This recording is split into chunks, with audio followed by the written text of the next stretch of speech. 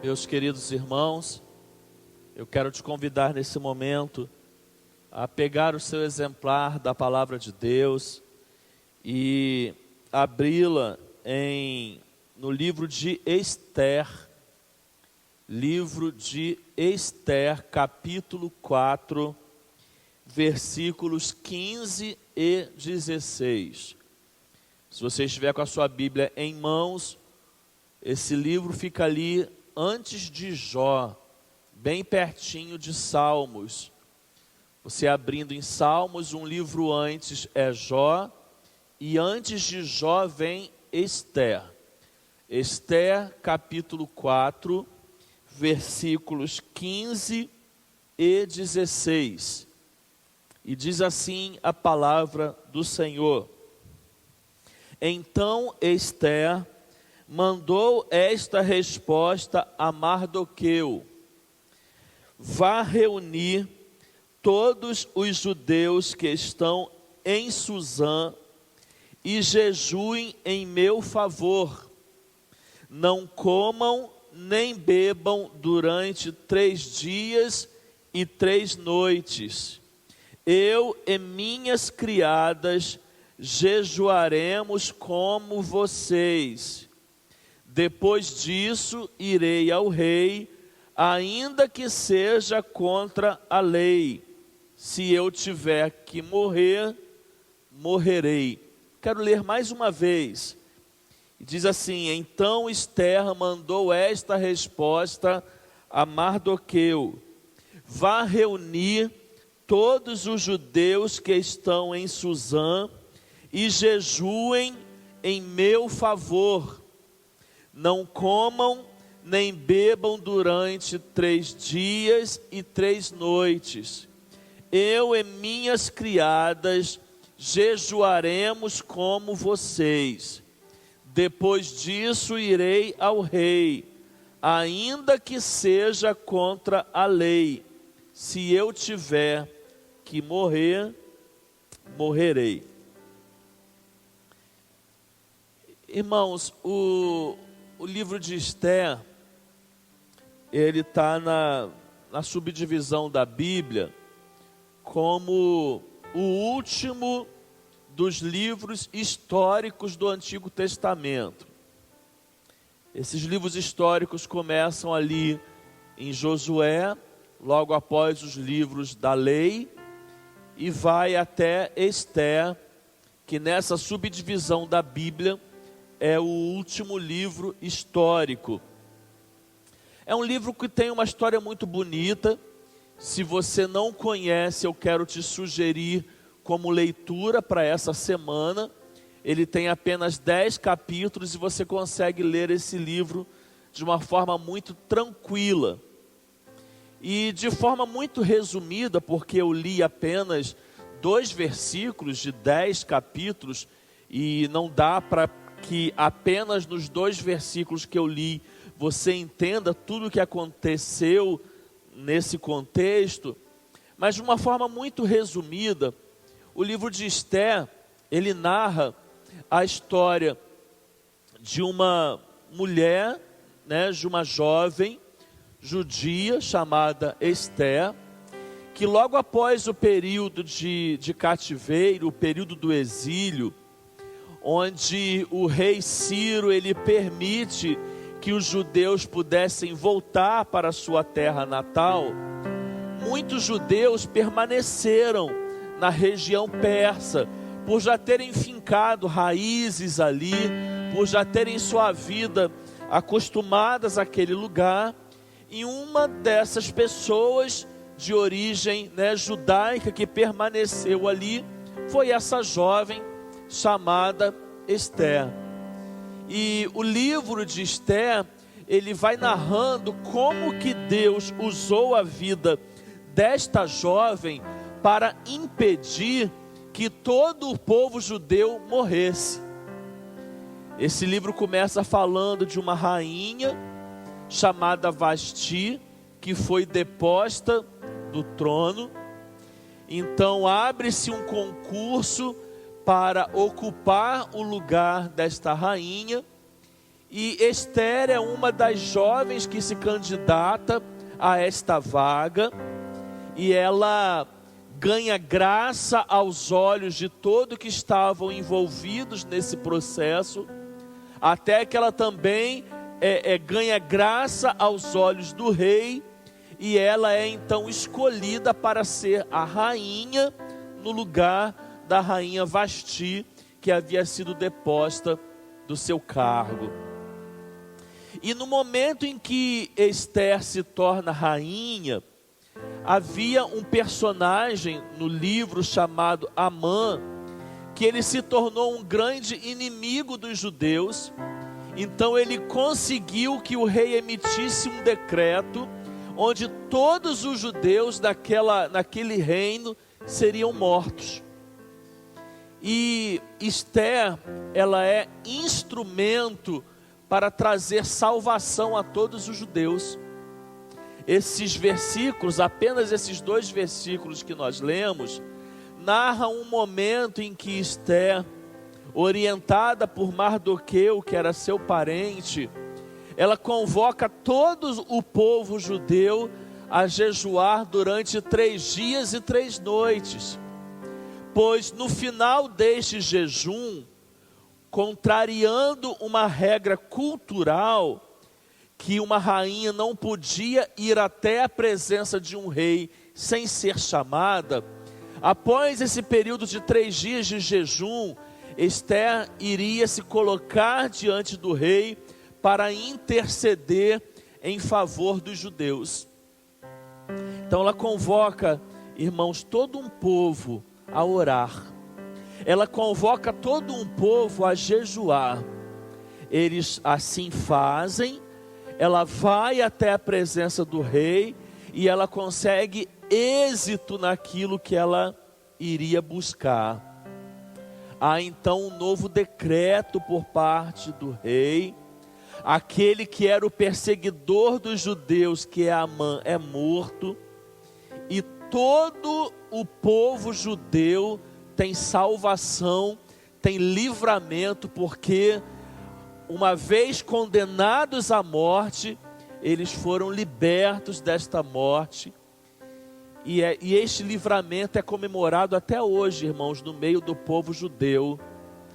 Este livramento, que se tornou uma festa chamada Festa de Purim, comemora esse livramento de morte de todo o povo judeu na face da terra naquele momento. Essa história, como eu disse, é muito bonita. Mais uma vez fica aqui o meu desafio, o meu convite. Se você nunca leu todo o livro de Esther, faça isso durante essa semana. Mas para nossa reflexão nesta noite, irmãos, eu vou ser breve. Eu senti no meu coração o desejo de trazer esta história que aconteceu há tanto tempo atrás, num contexto diferente do nosso, que eu já acabei de explicar. Mas Deus colocou em meu coração, na minha mente, a lembrança deste livro. E nessa nossa pequena reflexão nessa noite, irmãos, eu quero tirar apenas duas lições deste bonito relato do livro de Esther, para que nós possamos refletir à luz do que nós estamos vivendo hoje. O primeiro deles, irmãos, que eu anotei como reflexão para nós, é que as sentenças de morte têm o poder de nos levar ao arrependimento, ao jejum e à oração. Vou repetir. As sentenças de morte têm o poder de nos levar ao arrependimento, ao jejum e à oração. Foi isso que aconteceu na época de Esther. O povo judeu recebeu uma sentença de morte. O rei, influenciado por Amã, inimigo dos judeus, emitiu um decreto onde todo judeu seria morto. houve uma sentença de morte sobre aquele povo. Mas sabe o que aconteceu a despeito desta sentença? Este povo que recebe essa sentença, eles são levados a um arrependimento dos seus pecados e a uma prática de oração e jejum. Existe, irmãos, um perigo, não vou falar isso para assustar ninguém, mas existe hoje um perigo de morte em todo mundo. Muitas famílias, irmãos, infelizmente, receberam sentenças de morte. Eu não quero fazer eco às notícias ruins, porque elas já são muitas e a todos os momentos elas entram na nossa casa, através da mídia. Mas essa informação, por mais triste e dura que seja, ela é verdadeira. Essa pandemia, irmãos, ela já ceifou muitas vidas. Este vírus, ele já matou muitas pessoas. Se não no Brasil de forma alarmante, em outros países já matou. Só que na época de Esther, uma sentença de morte que veio sobre o povo, irmãos, levou ao povo ao arrependimento, ao jejum e à oração. E eu quero trazer isso para o nosso contexto de hoje. Sentenças de morte, perigos de morte, às vezes servem para levar um povo ao arrependimento, ao jejum e à oração. Olha, eu quero dizer para você que esse é um tempo de arrependimento. Olha, eu quero dizer para você, irmãos, que esse é um tempo de nós pregadores da palavra de Deus, não que outros momentos não sejam, mas este é um tempo de nós pregadores da palavra de Deus, pregarmos o arrependimento. As circunstâncias que estão à nossa volta, irmãos, elas servem para que Deus fale conosco também. Olha, Deus tem falado com o seu povo, e eu quero te convidar a estar quebrantado aquilo que Deus tem falado. Eu quero te convidar a estar com seus corações sensíveis àquilo que Deus tem falado. Como já pregamos aqui anteriormente, eu quero te convidar a deixar de olhar para as coisas terrenas, para olhar para as coisas celestiais. E Deus convida o seu povo, meus irmãos, ao arrependimento. E esse é o momento, irmãos, de arrependimento, sim. Este é o momento de 2 Crônicas 7,14, sim. E se meu povo, que se chama pelo meu nome, se humilhar e orar, e se converter dos seus maus caminhos, então eu ouvirei dos céus, perdoarei os seus pecados e sararei a tua terra. Esse é um tempo de arrependimento. E eu quero, meu irmão, minha irmã, você que está nos ouvindo nesse momento, em torno de 115 pessoas, dizer que este é um tempo que Deus nos convida ao arrependimento. Meu irmão, esse é um tempo de você confessar os seus pecados diante de Deus. Esse é um tempo de você se arrepender dos seus pecados. Esse é um tempo de você colocar a sua vida quebrantada, de joelhos, dobrada diante de Deus, porque a sentença de morte na época de Esther levou o povo a fazer isso. E essa sentença de morte que nós estamos vivendo hoje também pode nos levar e pode levar a toda a criatura de Deus a se arrepender. Esse é um tempo de arrependimento. A cultura do Antigo Testamento, ela, através de algumas práticas, ela dava evidências de quando um povo estava verdadeiramente arrependido. Existia um ritual no mundo judaico.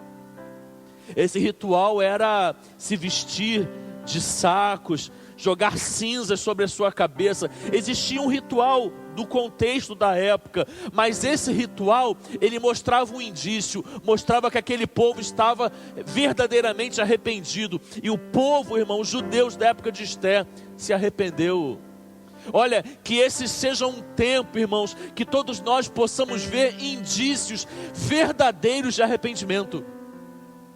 Que esse seja um tempo que nós possamos perceber, a começar em nós, irmãos, a começar em nós, que está tendo um quebrantamento de toda criatura diante do seu Criador, que está tendo um momento de quebrantamento de todo aquele diante do Senhor, e que esse quebrantamento comece por nós. Que esse quebrantamento comece nas nossas vidas, passe pelas nossas casas, para que possa acontecer em vários lugares, espalhado pelos 4 cantos da terra. Que esse seja um tempo, irmãos, que a população do planeta venha se arrepender, venha se curvar diante do Senhor.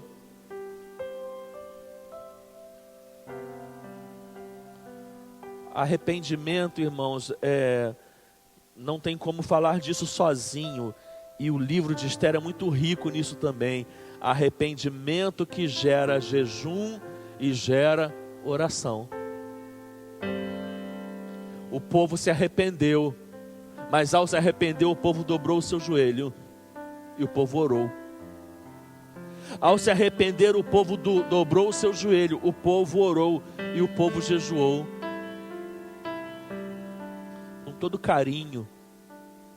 todo carinho, você que está abrindo a sua casa nesse momento para me ouvir, com todo carinho, mas como boca de Deus nesse momento, eu quero te perguntar: há quanto tempo você não dobrava o seu joelho?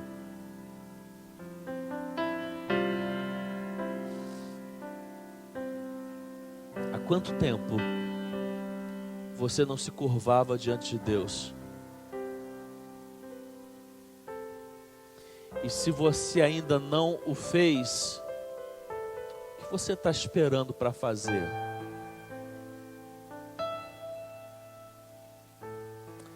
Quanto tempo você não jejuava? E se você ainda não fez, o que você está esperando para fazer?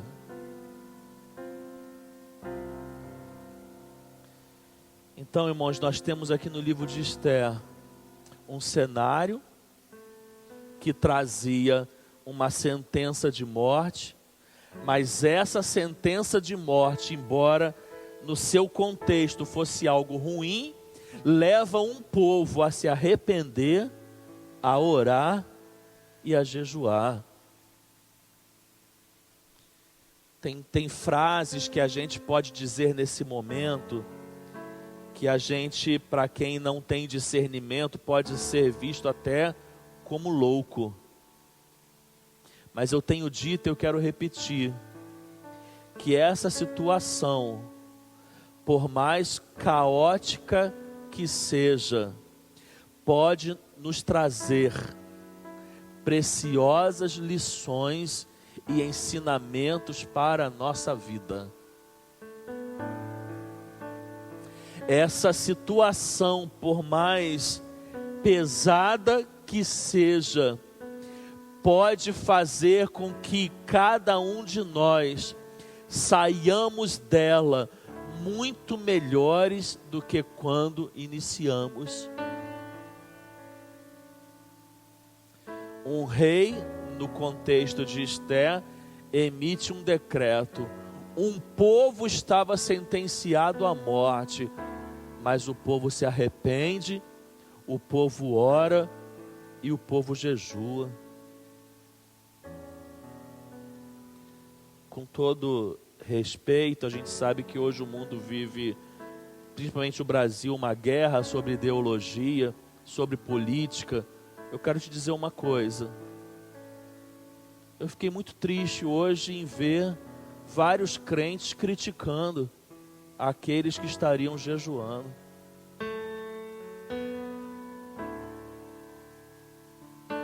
Irmãos,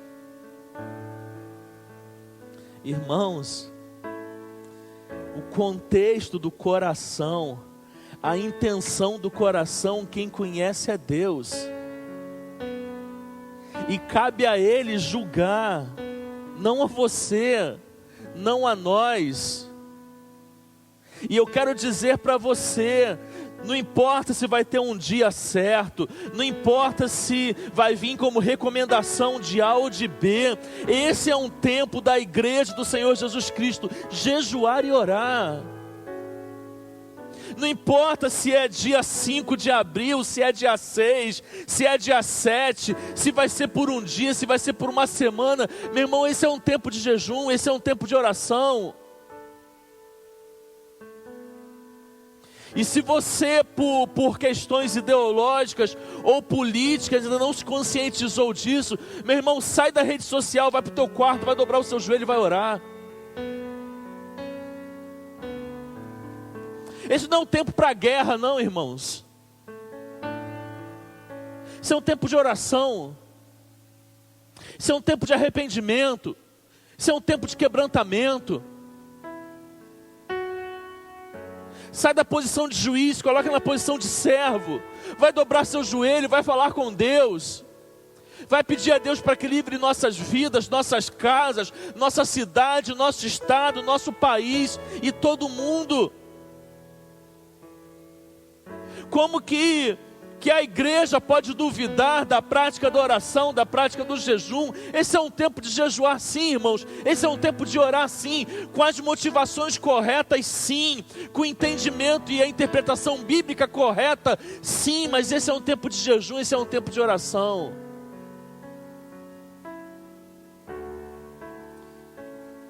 A segunda lição, que é muito forte nesse livro, eu quero compartilhar com você, só vamos tirar 2 aplicações na nossa reflexão de hoje, é que a história do livro de Esther me ensina que por trás de todo acontecimento, há um Deus escrevendo a nossa história. Eu vou repetir, e esse segundo tópico aqui, como nós temos feito, é a frase que eu gostaria que você divulgasse nas suas redes sociais. Cada reflexão a gente tem trazido uma frase, uma hashtag pedindo para que você compartilhe. A frase da reflexão de hoje é essa: por trás de todo acontecimento há um Deus escrevendo a nossa história. Eu vou te explicar sobre isso. Se você conhece um pouco da palavra de Deus, você sabe que o livro de Esther é um livro que não menciona a palavra Deus. Ele tem 10 capítulos. Se você ler do início ao fim, você não vai encontrar a palavra Deus. Comentaristas vão interpretar que o autor deste livro não coloca a palavra, o nome de Deus, talvez por ter algum interesse que esse livro também ficasse nos relatos do mundo persa, o mundo pagão. Então ele não podia mencionar o nome de Yahvé, o Deus de Israel. Então imagina-se, entende-se que é por esse motivo que esse livro não tem a palavra Deus. Mas o fato de não ter a palavra Deus não significa que você não encontre Deus nesse livro. Porque esse livro nos mostra, irmãos, claramente que por trás de todo acontecimento, sejam esses bons ou ruins, há um Deus escrevendo a nossa história. Se você conhece o livro, mais uma vez, se você não conhece, leia. Eu quero fazer algumas perguntas que nos induzem a perceber Deus nesse livro. Por exemplo, quem tirou a rainha Vasti do trono? Quando o rei decide tirar essa rainha do trono, quem você acha que a tirou? Quem, você que conhece o livro, quem fez com que o eunuco que estava selecionando as jovens se agradasse de Esther? Quem você acha que fez isso? Se você conhece a história do livro, quem revelou a Mardoqueu que havia um plano para matar o rei? Quem você acha que fez isso? Se você conhece o livro, quem tirou o sono do rei, fazendo com que ele acordasse de madrugada e fosse ler o livro das crônicas para descobrir que Mardoqueu havia livrado a sua vida de um golpe? Quem você acha que fez isso? Meu irmão, quem você acha que assinou o decreto livrando os judeus da morte? Eu quero te dizer que foi Deus. Deus estava por detrás de todo o acontecimento na época de Esther. E eu quero dizer para você, Deus está no controle de tudo que acontece à nossa volta hoje. É muito fácil para nós que já estamos muito à frente do que aconteceu na época de Esther, olharmos para o passado e, como um quebra-cabeça, juntarmos tudo e vermos Deus. É muito fácil. Só que hoje a história está sendo escrita conosco. Hoje nós não somos os leitores, nós somos os personagens. Hoje nós estamos inseridos numa história. E eu quero te dizer, meu irmão, sem a menor sombra de dúvida, Deus está escrevendo a nossa história. Isso um dia vai passar. Um dia nós olharemos para trás e isso será passado. E eu afirmo para você que nós vamos olhar para trás e nós vamos ver claramente a mão de Deus agindo na história. Deus está agindo nesta história. Deus vai agir nesta história. E nós vamos ver o agir de Deus nesse tempo. Porque por trás de todo acontecimento há um Deus que escreve a nossa história.